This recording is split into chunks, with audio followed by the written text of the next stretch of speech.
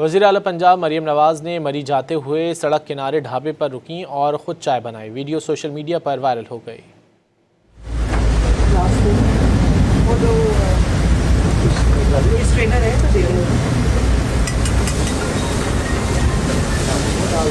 एक और कप दो।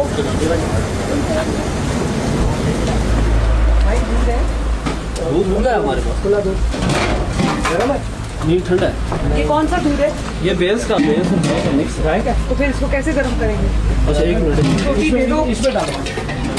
कोई बात नहीं, कोई बात नहीं। आप सोच नहीं कहाँ से आई हैं? अच्छा, ये चाय डालो। कश्मीर के। वज़ीर आला पंजाब मरीम नवाज़ ने मरी जाते हुए सड़क किनारे ढाबे पर रुकीं और ख़ुद चाय बनाई। वीडियो सोशल मीडिया पर वायरल हो गई।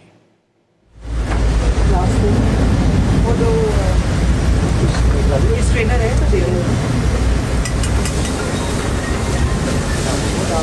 एक और कप दो।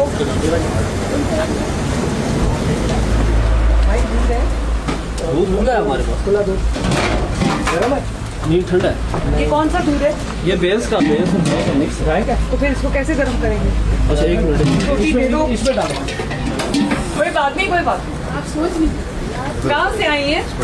इसमें अच्छा, ये चाय डालो। कश्मीर के।